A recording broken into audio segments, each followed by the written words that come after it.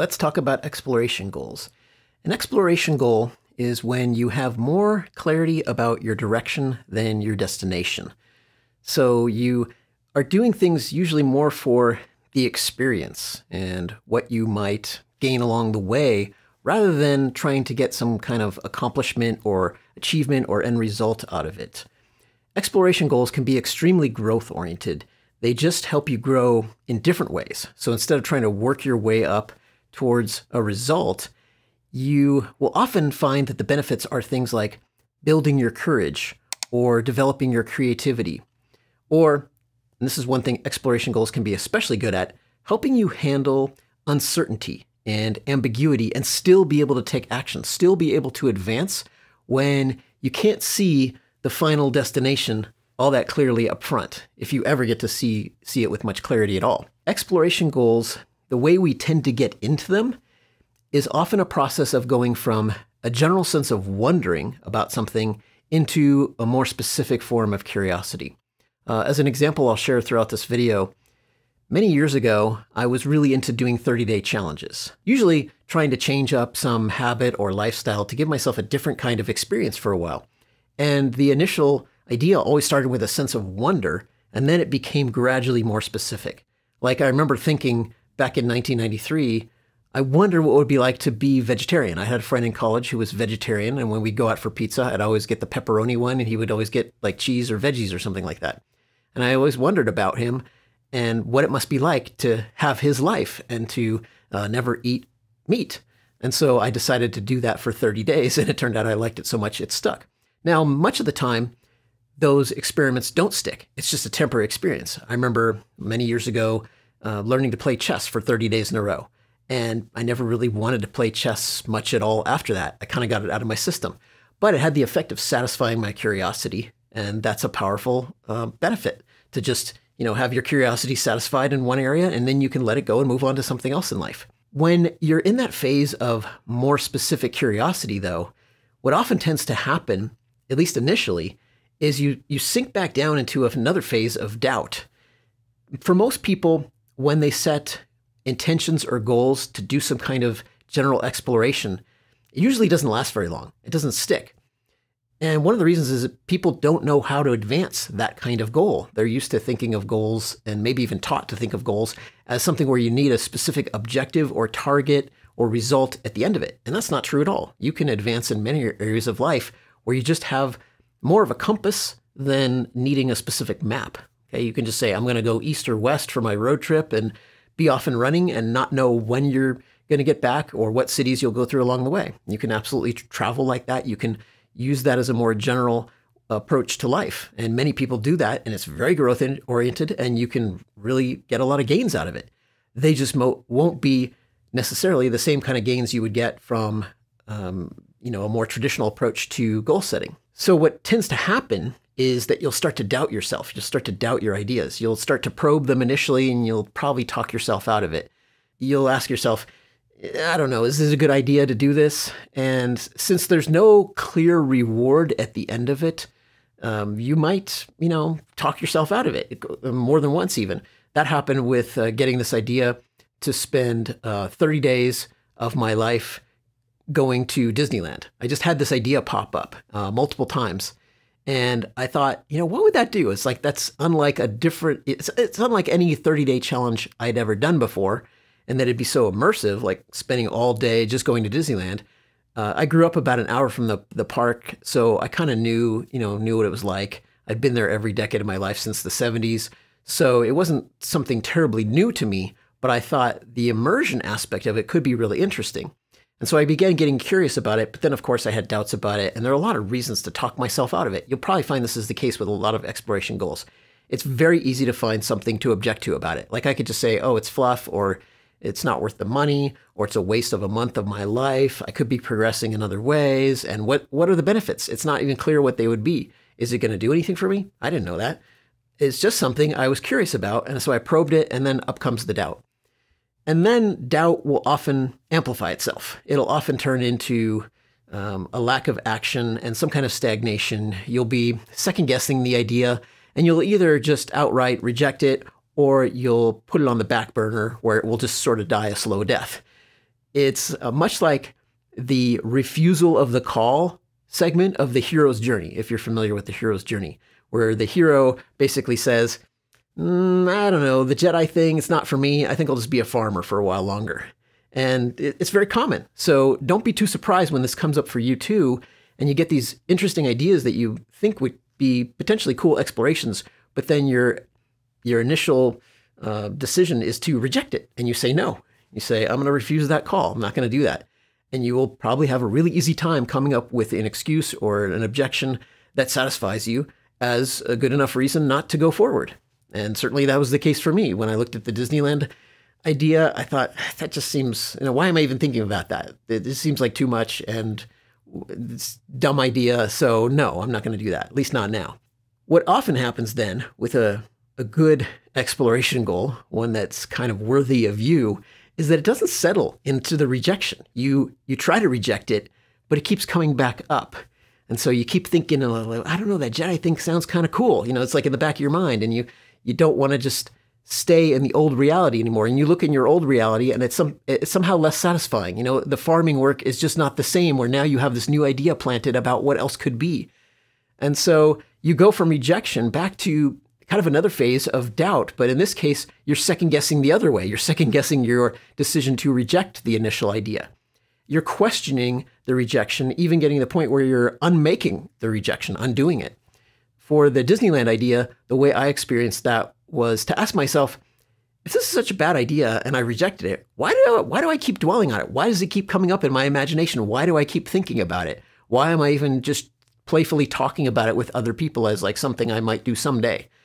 If it's such a terrible idea, why does my subconscious mind or some part of me still keep churning on it?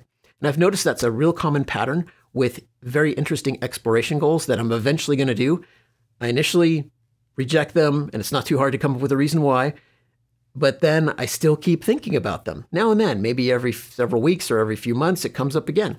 So then the next phase tends to be where we transition from doubt to another phase of wonder. This is a little different than the general sense of wonder we have about just the idea coming up for the first time.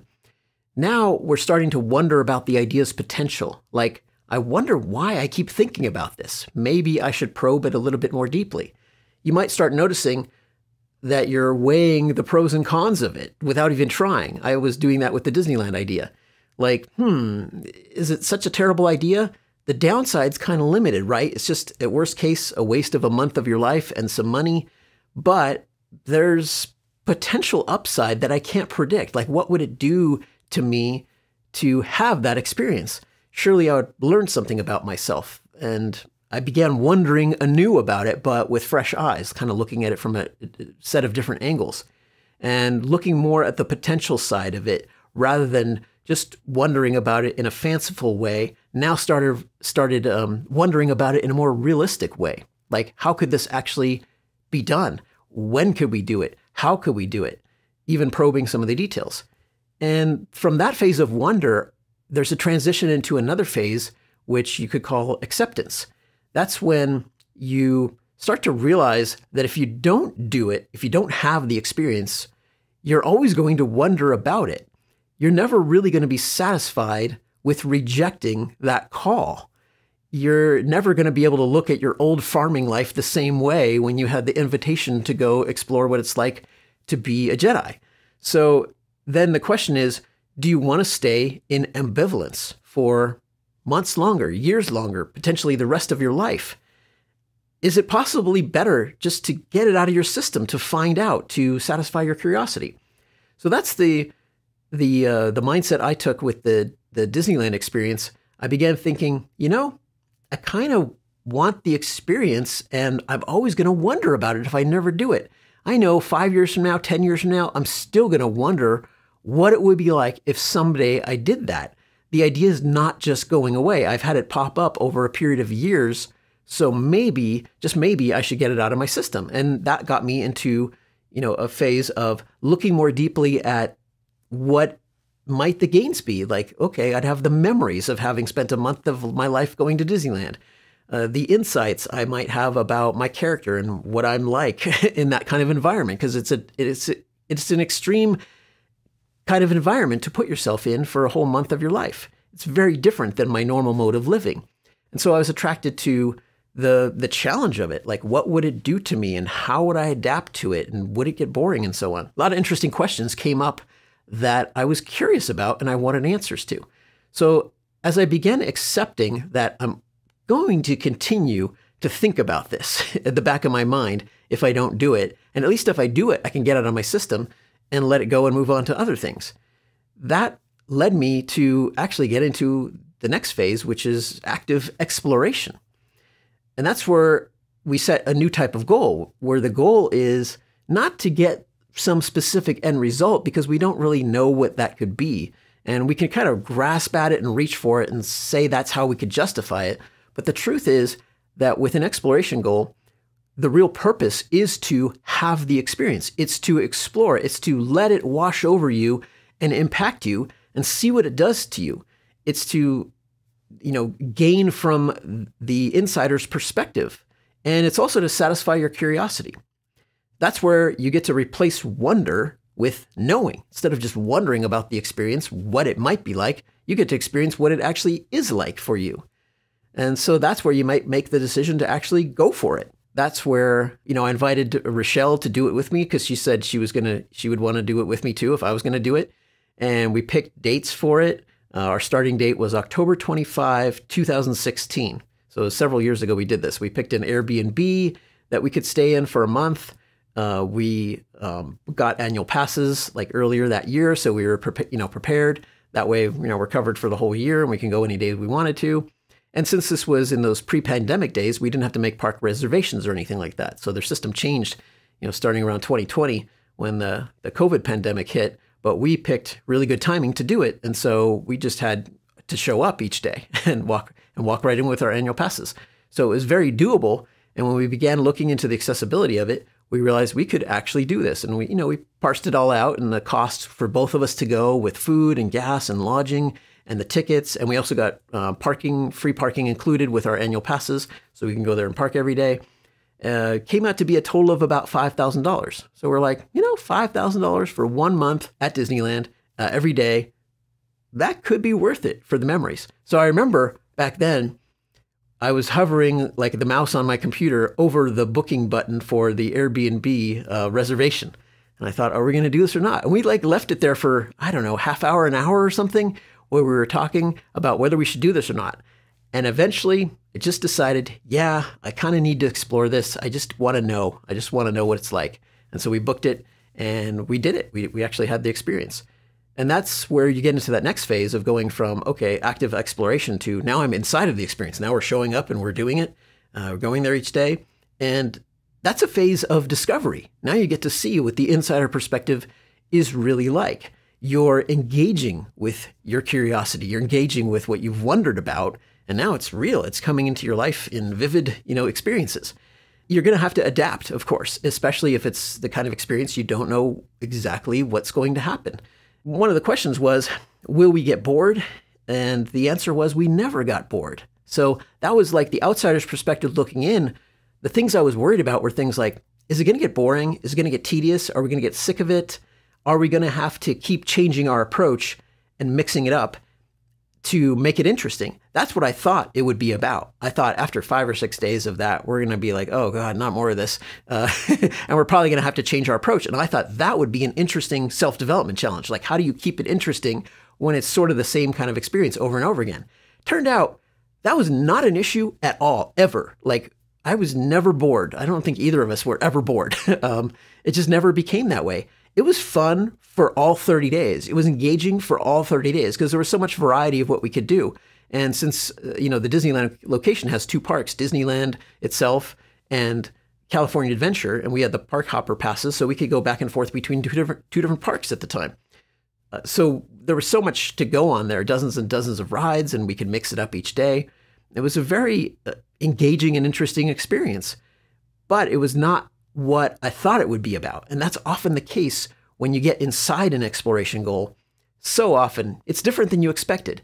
And that's one of the reasons to do it, is to upgrade your expectations.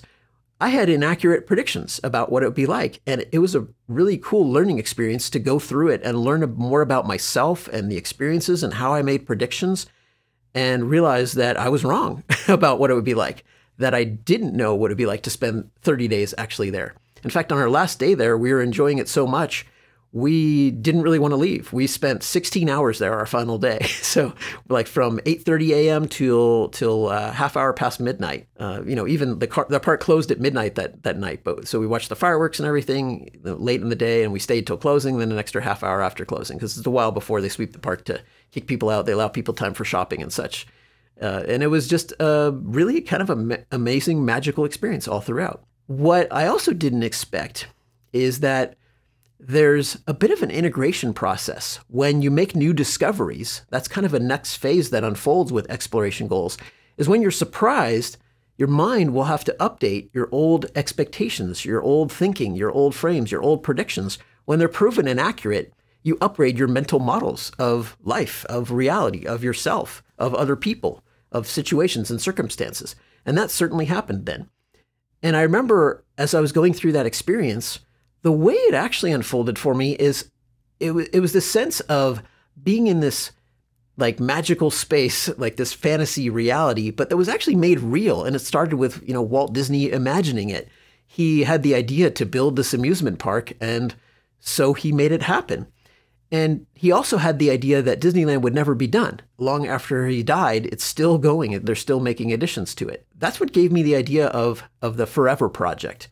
A project you could do creatively that would never be done. And I realized the projects I'd done creatively, having done creative work, at this point in my life for over 30 years, it's always about completing something, finishing something, completing a video game like I did in my 20s and releasing it and publishing it and moving on to the next project, completing an article or a course, or this video is another example. And what I got from that experience, though, was thinking about what would my forever project be if I wanted to do one. And what's interesting is like 6 months after that Disneyland experience, I finally started mine, which was to create a Conscious Growth Club, starting that in 2017. And I won't get into the details of that here because it's not relevant for this particular video.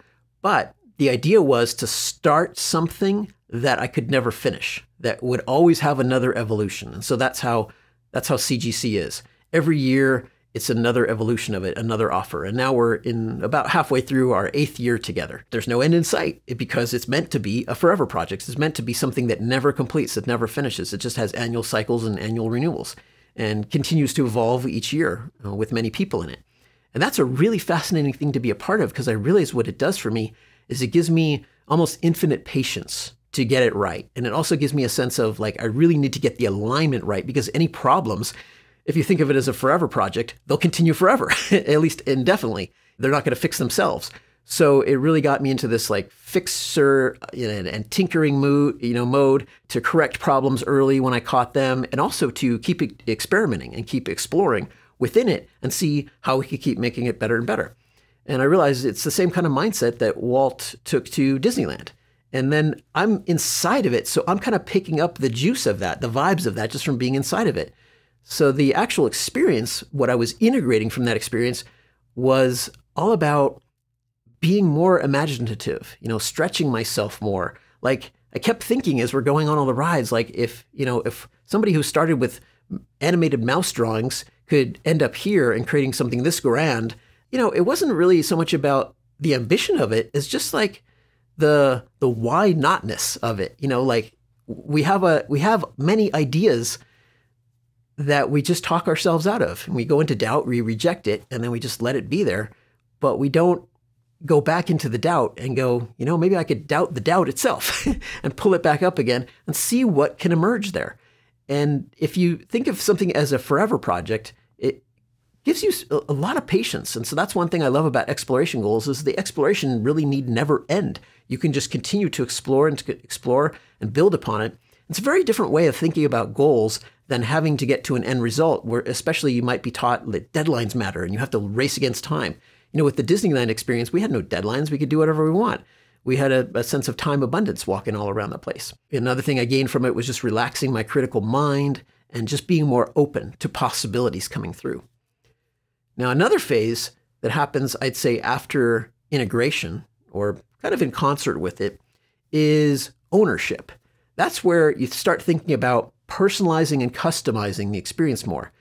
As we went through this Disneyland experience together, Rochelle and I began making our own modifications to it more and more. Like we realized, okay, there's kind of like a go with the flow, maybe standard-ish approach to going through Disneyland. You can even read blogs about it or watch videos, about the right way to go through the park. But it's, those are all from the mindset generally of trying to get the maximum value, over a unit of time. And it starts with a scarcity mindset about how much time you have to be there. Like you got to go to this ride first, and that one, and you'll beat the crowds. But we were there for a whole month, so we would have ample time to go on every single ride we wanted to many times over. So there was no sense of time scarcity there. And I realized that's a really important part of the experience for me. And I realized that by setting up the challenge that way as 30 days, I was already doing some of that personalizing and customizing. It would be very different if it's like, okay, let's see if we can have the best day ever by just trying to do one day there. And you're going to miss some things because it'll just be there won't be enough time to squeeze it all in. So I realize that when it comes to creativity and creative expression, while I can do things on a deadline, I actually love it best when I have a sense of time abundance. That includes for creating videos. I don't give myself a schedule or a deadline to work on them. I do them at my own pacing, and that gives me ample time to explore and experiment with different ways of creating them. The thing to realize here is that you don't have to start with clarity about what you want to get to, what result you want, what you want to experience. I think it's more accurate to say that you create clarity as you go. You create your own clarity. So you can claim your creative power and then use that power to change the experience to be more to your liking. Just as I basically framed that Disneyland experience as wanting to have an experience of going to Disneyland with absolute time abundance. And that is a very, very different kind of experience than when you go there with time scarcity. It really does change things up. I got to see parts of the park and things I would never do because I would have felt too much time scarcity. Like we could just spend a couple hours, here and there just wandering about. We would hang out at the Starbucks sometimes, talk to the baristas, tell them what we were doing. They would check in on us, like, what day are you up to now? You have so much freedom, so much more than you realize. So much freedom, so much flexibility. You don't have to do things the standard way or the socially acceptable way. You can come up with your own ways of doing things. That's really the ownership aspect of exploration goals. And so what exploration goals do is they automatically help to take you away from all the, approaches that have been drilled into you and taught to you from perhaps a young age. And they open you up to more possibilities. And that's when you can really start to come into your own and start making your own personal decisions, your own customization decisions. Not only with like, how do I want to explore this particular type of experience like we did with Disneyland, but then you can broaden the perspective you gain from that and apply it to other areas of life. Like, does time abundance work for me in other areas of life? Does it work with work, or does it work with money? Does it work with friendships, social relationships? How else can I leverage this lesson and spread it far and wide throughout my life? And I find that time abundance really does resonate with me in a lot of ways, and time scarcity does not. And I find it so powerful just to take that perspective and, transplant it to other areas of life and work with it and see even more broadly how much more I can explore with it. That's very common when you get into an exploration goal that seems like, okay, it's just in one limited area of life. It may open up and unpack a lot more than you realize, where now you're really in a great, beautiful, flow of doing multiple exploration goals, because now you're starting to see like, okay, now I can really get into these and they're going to open up a lot more enjoyment in my life. Like, the long-term enjoyment of continuing to go to Disneyland, because Rochelle and I still go. And we still go with a sense of time abundance. We're going again in December, and we have a 5-day trip there. With 5 days, we can bring our spaciousness to it and just go at a nice, relaxed pacing. That's something I bring to other types of exploration too, is like thinking of each one as like, how could I explore this in a forever way, in a time unlimited manner, instead of thinking of everything as just like the short-term thing I needed to do. So that's something that can bring a lot more flow and consistency. And then you realize that it's all about the joy. It's the joy that you get to, the joy of discovery and the joy of making all these upgrades in your mindset, your heart set, how you relate to life. And it can really just spread far and wide, even though it seems like a limited, monodimensional kind of experience. It can really create so many ripples that will transform you in a positive way. And the last phase is what we might call the shift from enjoyment, or the progression from enjoyment to trust. And this is where you see so many benefits of these kinds of exploration goals that you really begin to trust in your sense of wonder, in your curiosity, in your intuition, and even more broadly in life itself, like life creating all these weird possibilities and this wide array of experiences that we can have, like a menu that we can, choose options from. And you may begin to trust like which ones you start feeling drawn towards, that sense in you that says, maybe I ought to check this out. Another lesson I think on the trust side is to be less outcome driven. When you see other people with their goals and they're racing ahead and they're like, I have this target and I have this objective. And, I've kind of realized I don't resonate so much with that military model of goal setting. A target, as if we're aiming a gun or something, and an objective as if we have to go send a team out and conquer something. And I realize I want to be more like in the moment as I do these kinds of explorations and have experiences. I want to soak up more of the joy on a moment-to-moment basis and not just be in like kind of a tense mode until I get to some result, and then, oh boy, I get to celebrate it for a few hours, and then I'm on to the next kind of goal, and it's not just like one marathon after another after another. I want to enjoy every step along the way. So that's the invitation for you as well, is consider if exploration goals would help you become less outcome driven and more present moment, be here now kind of focused. You may even want to integrate the sense of being an explorer into your identity. I do that with myself, and I highly recommend that for other people who resonate with these kinds of ideas, is think about just identifying yourself as an explorer. Sometimes when people ask me what I do for a living, I say, I am an explorer of self-development or of personal growth. And I also like sharing the journey with other people. So an explorer and in the teacher role, I prefer something more like a guide rather than a coach. I tried the coach label and I was like, nah, that doesn't want to stick. But I like guide, I like explorer, I like co-explorer. A lot of times we just don't discover what really resonates until we get out of our old comfort zone, the old zone we were boxed into from a young age. And we start poking at the walls of the box and knock them down and see what else is out there. What was really interesting also is, I mentioned this earlier in the video too, but about the Disneyland experience being good timing, about how if I put it off and I waited and it was after the COVID period, it would have been a lot harder to do it, because then Disneyland put in place a reservation system where you could only book the park for a certain number of days, and it was way more complicated. Personally, I'm kind of disappointed with a lot of the changes they made, because having gone there in 2016 for 30 days in a row, like, Rochelle and I did, and then going back a number of times, it's not as good. They really did kind of mess up the experience, I think, for at least for those who are very experienced with going to the park and know really how to get the value out of it. They've really lowered the value and they raised the cost quite a bit in a way that I think is not so good. So what I see that as is like life is telling me, don't stay stuck here. This exploration is kind of spitting you out. And while you can go back and have, a smaller microcosm of the experience now and then, this is not where you're meant to stay. And I find that that's often the case with interesting exploration goals. After a while, either you may fall out of resonance by getting bored with it, or it kicks you out. It starts spitting you out. And it's just like the experience starts to degrade in such a way that it's just not the same as it once was. And I think that's a part of life that we can also trust. And the way I trust that is, okay, life is basically saying, don't get stuck here. You're here to grow and you need to keep moving and progressing. And so don't stay in one mode of exploration. Keep branching out, keep opening up to new experiences. And that's the invitation for you here as well, is to keep opening yourself to new experiences. So think about, what do you want to explore next? Start with that sense of wonder, and then see if you can deepen it into curiosity and deal with the doubts, deal with the potential initial rejection of it, and then rekindle that sense of doubt in the rejection. Like, was it a real solid rejection, or did you really fully let it go, or does some part of you want to bring it back up and reopen that sense of wonder, open it up into acceptance? From there, start actively exploring and discovering and seeing what's inside. So there's your invitation. See what comes up for you. And I encourage you to engage with it.